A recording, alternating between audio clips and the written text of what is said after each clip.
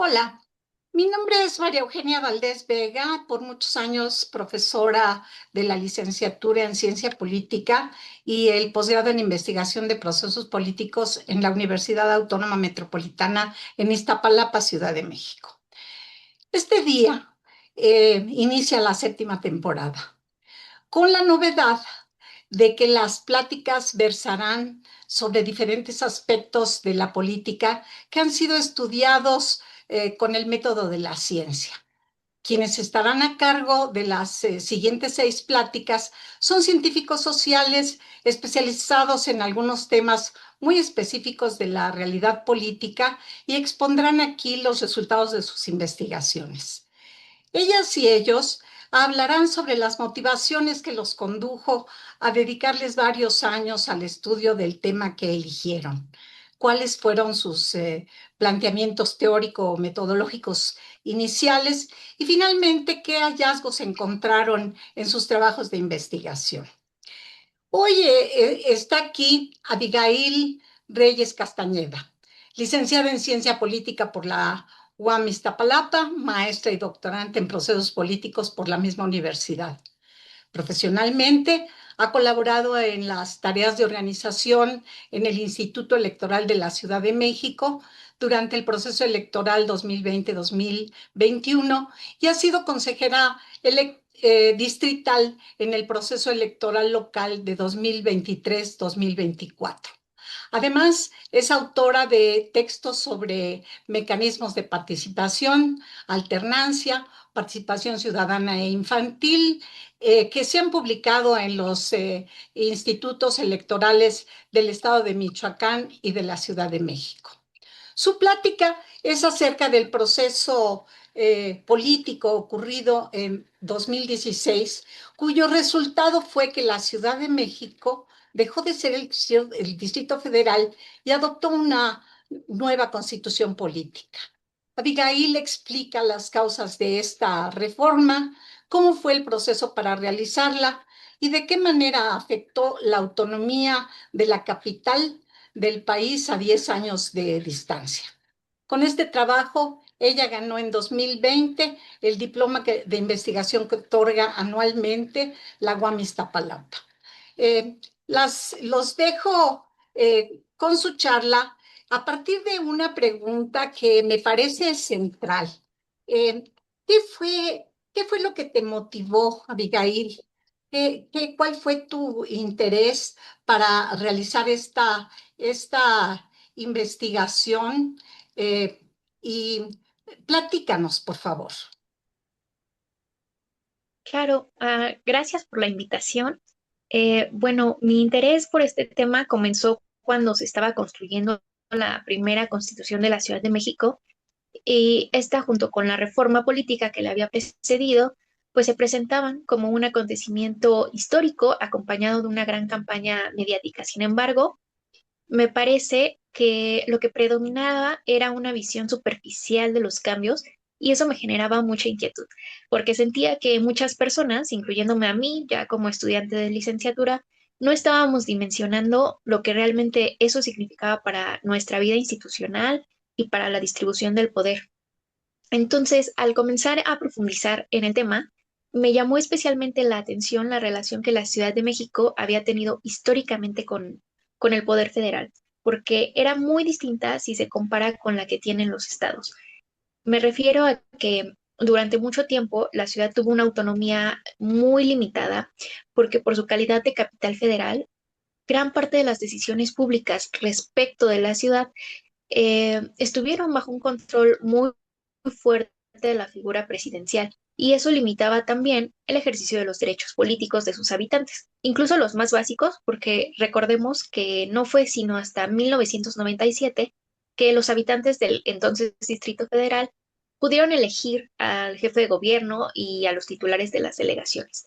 Entonces, me pareció relevante la relación política, institucional y jurídica entre la capital y el Ejecutivo Federal, porque quienes vivimos aquí muchas veces normalizamos esa situación sin detenernos a pensar en sus transformaciones o sus implicaciones.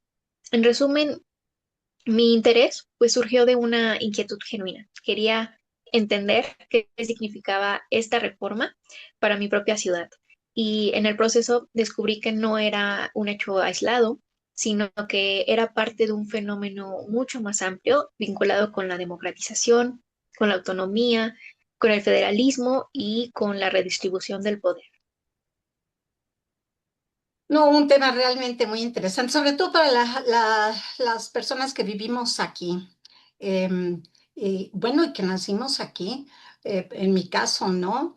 Pero fíjate que un cuestionamiento que me salta y que va a ser la tónica de las pláticas en las siguientes reuniones, eh, es cómo abordaron metodológicamente el tema. O sea, ¿qué consideraciones teórico-metodológicas hay en el trabajo? ¿Cuál fue tu pregunta de investigación y cuáles fueron tus hipótesis iniciales, Abigail? Por favor, platícanos acerca de ese tema. Bueno, mi trabajo partió de cuestionarme cómo el proceso que condujo a la reforma política de la Ciudad de México y los cambios que derivaron de ella contribuyeron a fortalecer el federalismo mediante la reducción de las facultades, principalmente del Poder Ejecutivo. Entonces, la hipótesis que desarrollé fue que tanto la reforma política como la nueva Constitución de la Ciudad de México formaron parte de un proceso de democratización nacional. Esto porque otorgaron nuevas facultades y competencias a las autoridades locales, lo que representaba un avance en el federalismo mexicano. En la medida en que se reconoció la autonomía de la capital y se descentralizaron funciones, se debilitó entonces el control directo que históricamente ejercía el presidente sobre los asuntos públicos. Entonces, así la reforma significó que las decisiones locales pasaran a manos de los ciudadanos y de sus representantes electos, consolidando el desarrollo democrático que antes se veía muy limitado por la alta concentración del poder en la figura del Ejecutivo. En cuanto a aspectos metodológicos, recurrí principalmente al análisis histórico, documental y a la comparación jurídica porque revisé las leyes y las reformas que habían definido la distribución del poder en el antiguo Distrito Federal a lo largo de las décadas. Estudié también el proceso y la discusión legislativa en torno a la reforma de 2016 y la posterior construcción de la Constitución. También trabajé con teorías sobre federalismo, democracia, presidencialismo y bueno, toda esta revisión me permitió entender cómo la relación entre la Ciudad de México y el poder federal se fue configurando, sobre todo en el siglo XX, a partir de la revolución iniciada en 1910, y pues cuáles fueron los momentos de mayor centralización y control presidencial y de qué manera las demandas ciudadanas y las reformas jurídicas fueron abriendo poco a poco paso a la autonomía política de la capital para entonces situar la reforma dentro de un proceso mucho más amplio de democratización y de federalismo. Bueno, fíjate que esta falta de autonomía de la ciudad pues, tenía que ver con el poder ejecutivo tan fuerte, un presidencialismo exacerbado durante el siglo XX y efectivamente pues, se nombraba regentes, ¿no? No había del 97 un jefe de gobierno y fue hasta el 2016 en el proceso que tú estudias que se hizo una constitución política propia. Por eso me parece tan importante tu tema y tu charla, pues, tan vital para entender ese paso que mucha gente no entiende, ¿no? De Distrito Federal a esta cosa que se llama CDMX como abreviatura de Ciudad de México y que mucha gente ni siquiera lo puede pronunciar bien. Pero bueno, mira, una última cuestión que me interesa mucho que te extiendas un poco es acerca de los resultados de tu investigación. A partir de ellos, ¿cuáles fueron tus principales hallazgos? Dinos qué encontraste en tu investigación, Abigail, porque me parece central para entender por qué es tan importante dar a conocer tu trabajo. Adelante. Bueno, uno de los hallazgos más importantes fue descubrir que la reforma no fue una culminación de una discusión histórica de muy larga data. Yo sabía que existían antecedentes, pero no imaginaba que se remitían, por ejemplo, al Congreso Constituyente de 1856-57, donde ya figuras como Francisco Zarco advertían sobre la necesidad de construir un marco que permitiera la coexistencia de los poderes federales y locales dentro de la capital para también ampliar los derechos políticos de sus habitantes. Sin embargo, en aquel momento se consideró que esto era prácticamente imposible. De hecho, durante las décadas siguientes, el proceso no avanzó hacia una mayor autonomía, sino en sentido contrario, porque se redujeron progresivamente las capacidades de autogobierno del Distrito Federal. Antes de ser delegaciones, en el DF se tenían municipios y en 1900 se desaparece la facultad de estos municipios de recaudar impuestos. Al año siguiente también se suprime la elección popular de los ayuntamientos y finalmente en 1928 se suprimen los municipios mismos, lo que también les quita bastante autonomía a la capital. Y esto deja al gobierno y a la administración del DF directamente subordinados al ejercicio del poder federal. Em, Posteriormente, en la década de 1980, pues se hacen algunos foros y propuestas sobre la ciudad que incluso planteaban constituir el estado número 32, dividir la ciudad en dos partes, dejar una bajo el poder federal y otra bajo el poder local, o incluso trasladar los poderes federales a otra sede. Pero hasta 1996, bueno, se lograron algunos avances, como tener una asamblea legislativa y justamente lo que ya nos mencionaba, la elección del jefe de gobierno y de los delegados mediante el voto popular. Pero a pesar de estos avances, pues los intentos de seguir ganando autonomía continuaron. Y tan solo entre agosto de 1996 y mayo del 2009 se presentaron al menos 43 iniciativas de reformas constitucionales relacionadas con el diseño institucional de la Ciudad de México.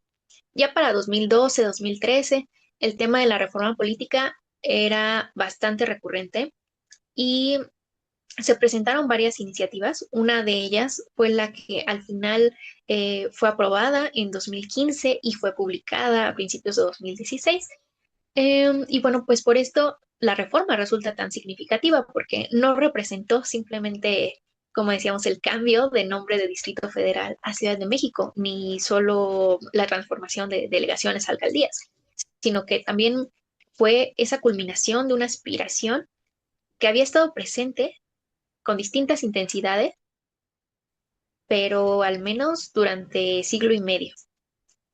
Otro hallazgo fue reconocer que la transformación institucional no puede explicarse solamente a partir de acuerdos entre partidos o las reformas legales, ¿no? Porque la ciudadanía también desempeñó un papel fundamental en la apertura democrática que al final y fue lo que hizo posible hacer estos cambios. La Ciudad de México ha sido escenario y es escenario de tantos procesos de organización social propios y también de alcance nacional, porque su condición de capital justamente la convirtió en un espacio pertinente para expresar las demandas, visibilizar los conflictos y hacer presión para realizar transformaciones.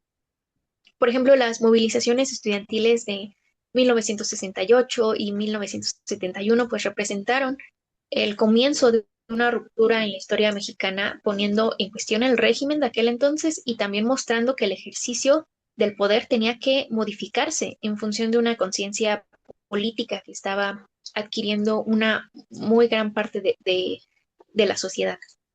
También la experiencia de la solidaridad y la autoorganización ciudadana tras los sismos de 1985, pues mostró la capacidad de acción de los habitantes de la capital más allá de los poderes federales. O las demandas de respeto al voto tras las elecciones de 1988 que contribuyeron a fortalecer los procesos y demandas de democratización y apertura política. Entonces, pues resultaba bastante contrastante que una ciudad que había sido escenario de tantos procesos encaminados a la democratización siguiera teniendo derechos políticos tan limitados. Y todo eso me permitió regresar a mi pregunta central de investigación acerca de si la reforma política de 2016 fortaleció el federalismo mexicano al reducir el control del Ejecutivo Federal sobre la Ciudad de México. Y bueno, la respuesta que encontré es que sí, al menos en el plano formal, la Ciudad de México sí dio un salto cualitativo muy importante gracias al otorgamiento de mayor autonomía política, y esto se reflejó principalmente en la reducción de diversas facultades que anteriormente estaban concentradas en los poderes federales, y también se reflejó en la subsanación de varios vacíos legales que históricamente habían permitido la intervención de la figura presidencial en los asuntos de la capital. También pues desaparecieron las delegaciones, surgieron las demarcaciones territoriales y las alcaldías, que son su órgano de gobierno. Y bueno, estas ahora pueden ejercer sus recursos sin necesariamente apegarse a un presupuesto impuesto por la Secretaría de Finanzas, abriendo en teoría la oportunidad de responder más rápido y de manera más adecuada a las necesidades de los habitantes, ¿no? Sin tener que pedir permiso para cada peso que ejercen. En cuanto al Congreso de la Ciudad, bueno, también obtuvo nuevas facultades, como la de elegir al titular de la Fiscalía General de Justicia, y la figura presidencial perdió la facultad de iniciar leyes o decretos relativos al gobierno de la capital ante el Congreso de la Unión, y el Poder Ejecutivo local adquirió facultades como la de presentar el proyecto de presupuesto de egresos para la ciudad. Otra cuestión relevante es que la Constitución derivada de la reforma no solo se enfocó en el presente, sino que incorporó un fuerte contenido aspiracional. O sea, reconoció derechos como el acceso a la ciencia, a la tecnología, al Internet, a un ingreso mínimo vital, a la protesta social, a la memoria, a la verdad, a una muerte digna, a una vida libre de violencia. Sin embargo, redactar un derecho pues no materializa su garantía, y hoy en día, a una década de su creación, pues muchos de estos derechos siguen siendo solo un horizonte por alcanzar, ¿no? Hay muchas tensiones históricas que siguen presentes, y esto puede verse claramente en días recientes con la preparación de la ciudad para el Mundial, ¿no? Que ha puesto nuevamente sobre la mesa preguntas relacionadas con la coordinación entre los niveles de gobierno, la definición de prioridades urbanas, el uso de recursos públicos y la participación ciudadana en decisiones que afectan tanto, lo cual lleva a reflexionar también sobre de qué sirve tener una arquitectura legal tan avanzada si las instituciones locales no tienen el presupuesto, la capacidad o simplemente la voluntad política para hacerlos efectivos. Entonces, la brecha entre el texto constitucional y la vida diaria sigue siendo pues uno de los mayores retos que tenemos en la ciudad. En cuanto a la reconfiguración del poder, también ha sido muy compleja porque la reforma se diseñó en gran medida como un escudo para proteger a la ciudad de la injerencia del Ejecutivo Federal. Pero en el escenario actual, donde el gobierno federal y el de la Ciudad de México pertenecen al mismo partido, por un lado se abre la posibilidad de alinear proyectos y recursos de manera eficiente en beneficio de la ciudad, pero por otro lado también existe el riesgo de que haya una subordinación voluntaria que en la práctica desdibuje la autonomía que se ganó con la reforma si las autoridades locales prefieren ceder el poder de decisión para no entrar en conflicto con la agenda federal. Entonces, quizá la conclusión más importante es que la reforma política de 2016 fue un logro histórico indiscutible, pero no un punto final, porque la autonomía no se conquista solo una vez, ¿no? Sino que es un proceso que está constantemente en disputa, que se negocia y que se defiende día a día. En otras palabras, la reforma ayudó a modificar las reglas del juego, pero la construcción de la autonomía efectiva es una tarea pendiente en desarrollo y que además desarrolló nuevos problemas y tensiones. Y justamente por eso, a casi 10 años de la reforma, pues el tema sigue siendo tan vigente, porque implica discutir cómo se distribuye el poder y qué tan capaces son las instituciones de responder a las demandas ciudadanas. Y creo que esto sería lo principal que encontré al hacer el trabajo.